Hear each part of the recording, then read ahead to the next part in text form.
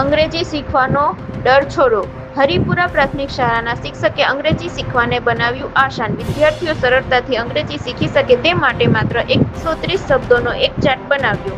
English learn થયું easy. ઇંગ્લિશમાં રસ રુચિ કેળવાય તે માટે આગવી રમતો અને ભણવાની થોડી નવીન પદ્ધતિથી વિદ્યાર્થીઓમાં અંગ્રેજીનો ભય દૂર થયો. અમરેલી જિલ્લાના શિક્ષકનું ઇંગ્લિશ શીખવવા માટે મહત્વપૂર્ણ ક્રિયાત્મક સંશોધન. મોટાભાગના વિદ્યાર્થીઓને અંગ્રેજી ભાષા શીખવાનો ભય સતાવતો રહે છે. તેમાંય ગ્રામીણ પરિવેશમાંથી આવતા વિદ્યાર્થીઓને વિશેષ ઘણા વિદ્યાર્થીઓ નાસીપાસ પણ થયા જ હશે, પણ તેને તોડ શોધી કાઢ્યો છે અમરેલી જિલ્લાના એક શિક્ષકે. વિદ્યાર્થીઓને સરળતાથી ઇંગ્લિશ શીખી શકે તે માટે માત્ર 130 શબ્દોનો એક ખાસ ચાર્ટ બનાવ્યો છે અને વિદ્યાર્થીઓની ઇંગ્લિશ ભાષામાં રસ રુચિ કેળવાય તે માટે આગવી રમતો અને ભણવાની નવીન પદ્ધતિ વિકસાવી છે. આ શિક્ષક છે અમરેલી જિલ્લાના હરિપુરા પ્રાથમિક શાળામાં ફરજ બજાવતા શ્રી હિમાંશુ જોશી. તેઓ માને છે કે એક શિક્ષકનું કામ વિદ્યાર્થીઓને શીખવવા કરતાં શીખવા માટે પ્રેરિત કરવાનું વધુ હોય છે. વર્ગખંડમાં શિક્ષક ઓછું ને વિદ્યાર્થી જાજુ કાર્ય કરે છે. આ સાથે જ્યારે ભાષા શીખવા સાથે નિસ્બત હોય ત્યારે ખાસ શિક્ષક ઓછું અને વિદ્યાર્થીઓ વધુ બોલે તો વર્ગખંડ જીવંતતા મળે છે. તેમણે કહ્યું કે વિદ્યાર્થીઓમાં અંગ્રેજી ભાષાનો ભય દૂર કરવા માટે પ્રથમ સેન્ટેન્સ બનાવવા માટે મહદ અંશે જે શબ્દોનો ઉપયોગ થાય છે તેને અલગ તારવીને 130 શબ્દોનો ચાર્ટ બનાવ્યું.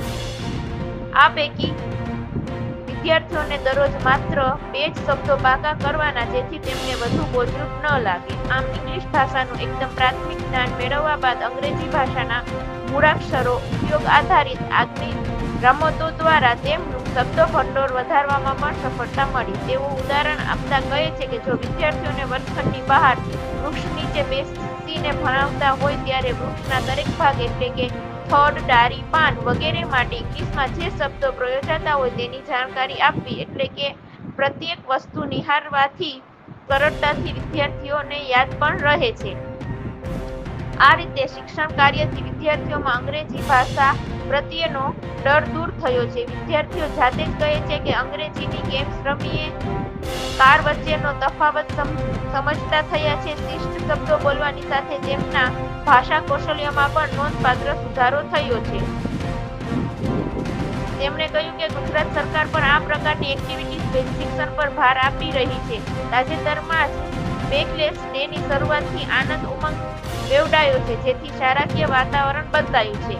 MA BEd સુધીનો અભ્યાસ કરેલા શિક્ષક શ્રી હિમાંશુ જોશી એમ પણ કહે છે કે વિદ્યાર્થીઓને શિક્ષકનો ભય ન લાગવો જોઈએ અને ખાસ વિદ્યાર્થીઓના પ્રશ્નો ન દબાય તેની પણ વિશેષ કાળજી રાખવી જોઈએ. ખરા અર્થમાં પ્રશ્નોથી જ જ્ઞાન અર્જન સિદ્ધિ થતું હોય છે.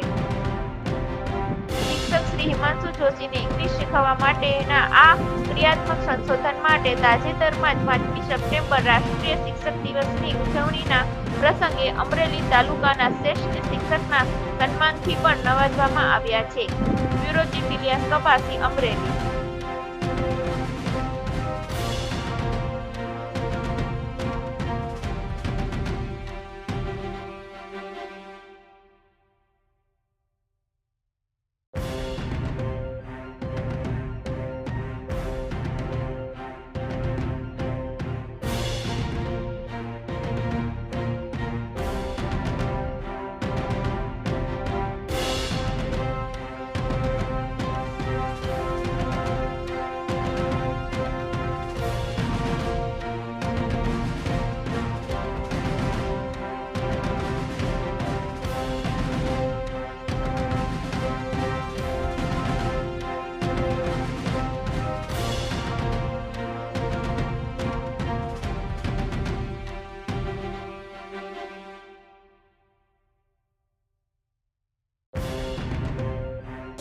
હું ધોરણ 8માં ભણું છું. પહેલા મને ઇંગ્લિશ અઘરું લાગતું, પણ હવે હેમંત સર રમત સાથે અમને ઇંગ્લિશ શીખવાડે છે, એટલે હવે મારા માર્ક પણ સારા આવે છે.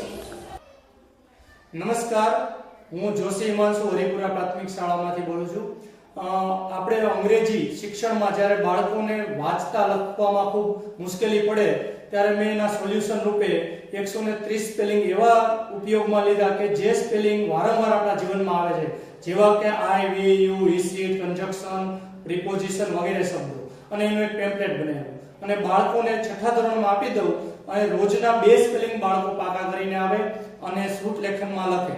અને એ સ્પેલિંગથી એટલો ફેર પડ્યો કે બાળકો છે તે એનામાં અંગ્રેજીનો જે ભય હતો એ ભય દૂર થયો અને તે અંગ્રેજી વાંચન અને લેખનમાં ખૂબ જ સારા નીવડ્યા અને આજે સારામાં સારા વાક્યો અને સારામાં સારું મુખ વાક્ય પણ બોલી શકે છે. તો આવી રીતે અંગ્રેજીનો એનામાંથી ભય દૂર થયો અને એ માટે મેં વિવિધ ગેમનો પણ ઉપયોગ કર્યો, જેવી કે WhatsApp ગેમ છે, પછી ઇન અને આઉટ ગેમ છે, સ્નેપ ધ બોર્ડ છે, જેવી વગેરે ગેમ મેં બાળકોને ઇનસાઇડ એટલે કે ગ્રાઉન્ડમાં મેં રમાડવાનો પ્રયત્ન કર્યો અને બાળકોને એનાથી ખૂબ જ સારું અંગ્રેજી શીખવી શકે. તો આવી રીતે એક્ટિવિટી બેઝ અંગ્રેજી શીખવવાથી મને ખૂબ સારો પ્રતિસાદ મળ્યો છે. અસ્તુ. હા સર.